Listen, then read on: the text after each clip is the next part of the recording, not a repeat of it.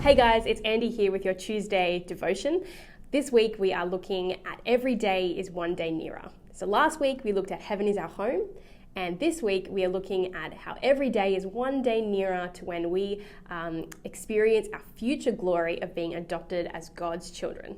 So for this devotional, what I thought we would do is that I would show you what I usually do with my devotions and how I incorporate art into reflecting on what God has to say to us and how that applies to my life. So let's get started. I consider that our present sufferings are not worth comparing with the glory that will be revealed in us. For the creation waits in eager expectation for the children of God to be revealed. For the creation was subjected to frustration, not by its own choice, but by the will of the one who subjected it, in hope that the creation itself will be liberated from its bondage to decay and brought into the freedom and glory of the children of God. We know that the whole creation has been groaning as in the pains of childbirth right up to the present time.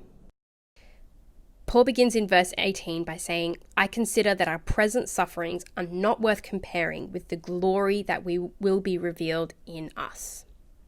So Paul begins here by comparing our present suffering, those difficult things that we're going through, and our future glory by saying that they're not even worth comparing.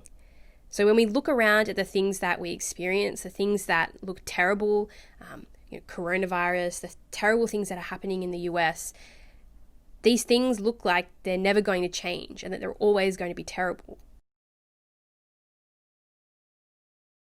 But Paul says that our future is bright, just like the sun will eventually come out after the rain. So no matter how bad things get, we have a future glory to look forward to, a future glory that's going to be revealed not just in creation, but in us.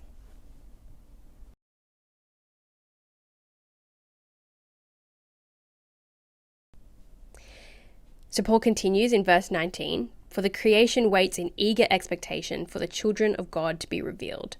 For the creation was subjected to frustration, not by its own choice, but by the will of the one who subjected it, in hope that the creation itself will be liberated from its bondage to decay and brought into the freedom and glory of the children of God. We know that the whole creation has been groaning as in the pains of childbirth, right up to the present time. So Paul says quite a bit in this section. And in verse 19, he says that all of creation, the world itself, is waiting so that we can be revealed as God's children, which is pretty incredible. It really shows how special we are, that the whole world is waiting to see what God is going to do in us.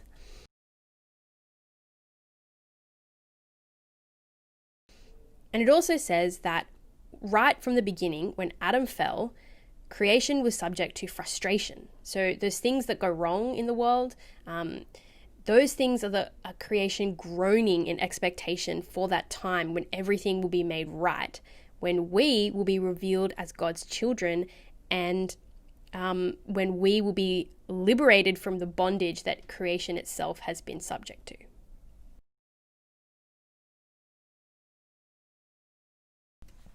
So Paul continues in verse 23. Not only so, but we ourselves who have the first fruits of the Spirit groan inwardly as we wait eagerly for our adoption to sonship, the redemption of our bodies. For in this hope we were saved. But hope that is seen is no hope at all. Who hopes for what they already have? But if we hope for what we do not yet have, we wait for it patiently. So here Paul is saying that it's not just creation that groans in anticipation of our adoption to being children of God, but it's also us. We groan inwardly as we wait eagerly for our adoption. And it's because we have the first fruits of the Spirit in us. This is the reason that we groan. And previously, Paul had said that the Spirit, the first fruits of the Spirit, is what testifies that we are God's children. And so we have this hope for this day that we are going to be adopted as God's children. We hope for this day. This is the hope that we have been saved into. And because we can have hope that that day will come, and it will come when God's timing is perfect, because of that, we have to wait patiently for that day, knowing that it will come despite our present sufferings.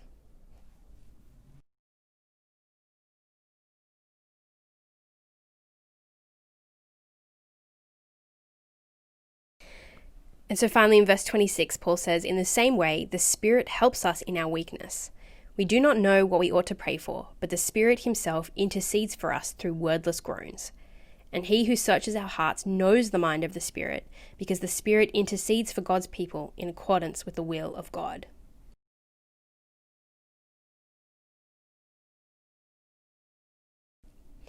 So what we've seen is that creation groans in anticipation of our adoption. We groan in anticipation of our adoption, and so does the Spirit. The Spirit himself groans in anticipation of that day.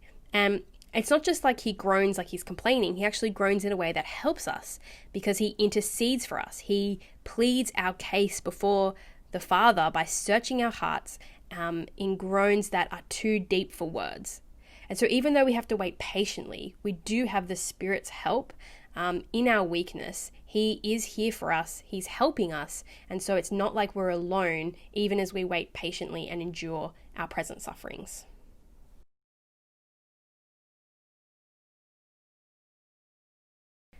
So in Romans 8, in this passage, we learn that everything in creation is waiting for that day when we are revealed as God's children.